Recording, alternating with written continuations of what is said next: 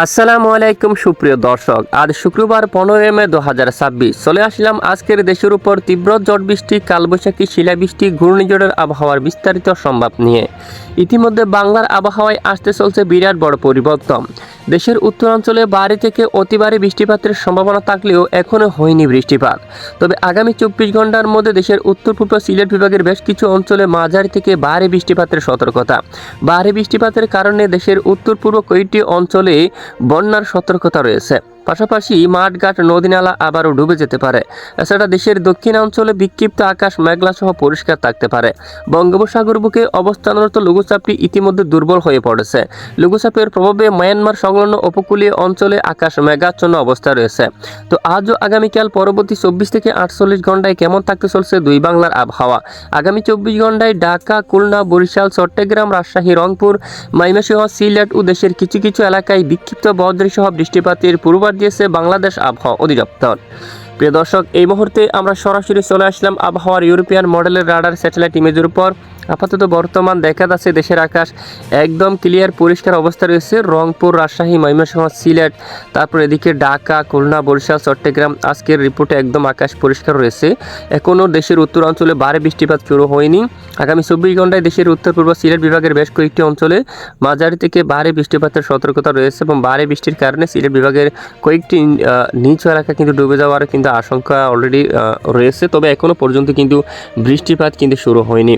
তো এদিকে দেখুন বেশ কিছু এলাকায় পরিষ্কার, এদিকে এখানে পশ্চিমবঙ্গের আকাশ একদম ক্লিয়ার, পরিষ্কার অবস্থা রয়েছে। তবে আগামী 24 ঘন্টার মধ্যে বৃষ্টিপাতের সম্ভাবনা থাকবে। ইতিমধ্যে আমরা যদি সরাসরি চলে যাই বৃষ্টিবাহী মোডে, তো দেখুন এখানে সিলেট বিভাগের বেশ কয়েকটি অঞ্চলে বৃষ্টিপাতের সম্ভাবনা আছে এখনো পর্যন্ত। এদিকে কিশোরগঞ্জ, কেন্দুয়া, তারপর ময়মনসিংহ বিভাগ, তারপর এদিকে হবিগঞ্জ এই অঞ্চল, মৌলভীবাজার, কোলাউড়া, ধর্মনগর এই অঞ্চলে বৃষ্টিপাতের সম্ভাবনা রয়েছে। তবে আপাতত আজ শুক্রবার সারাদিনের আবহাওয়ার রিপোর্টে দেখা যাচ্ছে দেশের বেশিরভাগ এলাকায় আকাশ আংশিক মেঘলা সহ পরিষ্কার থাকতে পারে। শুধু দেশের দু এক স্থানে বৃষ্টিপাত হতে পারে। বগুড়া, সরিষাবাড়ি, গোড়াঘাট, রংপুর এই অঞ্চলের দিকে কিছুটা বৃষ্টির পরিবেশ রয়েছে। বিক্ষিপ্ত আকারে বৃষ্টিপাত হওয়ার সম্ভাবনা থাকবে।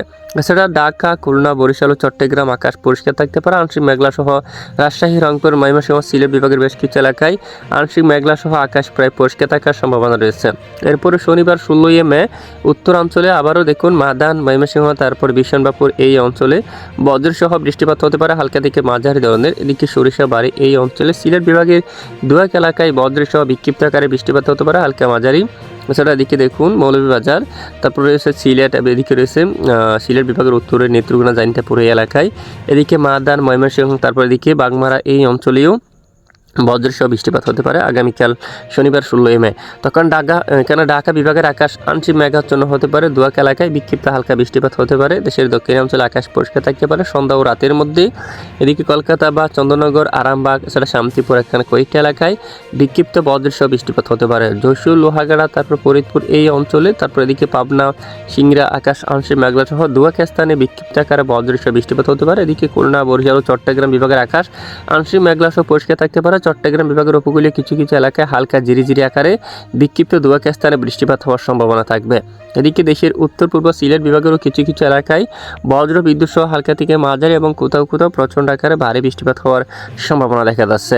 আর এদিকে পশ্চিমবঙ্গের আকাশ একদম পরিষ্কার থাকতে পারে, বৃষ্টিপাতের সম্ভাবনা খুবই কম। তবে আপাতত আমরা যদি দেখুন এক সপ্তাহ পর্যন্ত আপনাদেরকে দেখাই দেশের উপর বৃষ্টির সম্ভাবনা খুবই কম থাকবে।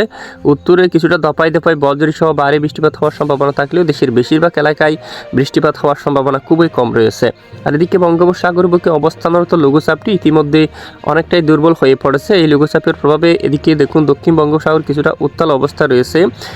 এখানে বঙ্গোপসাগরে প্রচণ্ড আকারে কিন্তু মেঘমালা তৈরি হচ্ছে এবং এরই প্রভাবে মায়ানমার সংলগ্ন উপকূলীয় অঞ্চল বর্তমান একদম মেঘাচ্ছন্ন অবস্থায় দেখা যাচ্ছে। এরই প্রভাবে দেশের দক্ষিণের দু এক এলাকায় মেঘ প্রবেশ করতে দেখা যাচ্ছে। তবে ভারী বৃষ্টিপাত হওয়ার সম্ভাবনা কিন্তু খুবই কম রয়েছে।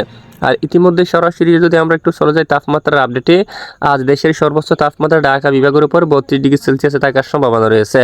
এদিকে বরিশাল বিভাগের উপর প্রায় 34 ডিগ্রি সেলসিয়াসে থাকতে পারে, খুলনার উপর প্রায় 25 ডিগ্রি সেলসিয়াস পর্যন্ত তাপমাত্রার সম্ভাবনা রয়েছে। এদিকে চট্টগ্রাম বিভাগের বেশ কিছু এলাকায় 31 ডিগ্রি সেলসিয়াসের তাপমাত্রা থাকতে পারে এবং সিলেট বিভাগের উপর তাপমাত্রা 29 ডিগ্রি সেলসিয়াস থাকার সম্ভাবনা রয়েছে। এদিকে ময়মনসিংহ, তারপর রাজশাহী, রংপুর বিভাগের অধিকাংশ এলাকায় 30 ডিগ্রি সেলসিয়াসের করে তাপমাত্রা থাকতে পারে। আর পশ্চিমবঙ্গের আকাশে ইতিমধ্যে দেখুন প্রায় 36 ডিগ্রি সেলসিয়াস পর্যন্ত তাপমাত্রা থাকার সম্ভাবনা। এদিকে ধানবাদ, পুরুলিয়া, আসানসোল এদিকে প্রায় 39 ডিগ্রি সেলসিয়াস পর্যন্ত তীব্র তাপপ্রবাহ বয়ে যাওয়ার সম্ভাবনা দেখা যাচ্ছে। প্রিয় দর্শক, এ হচ্ছে আজকের আবহাওয়ার বিস্তারিত আপডেট। এতক্ষণ আমাদের সাথে থাকার জন্য অসংখ্য ধন্যবাদ।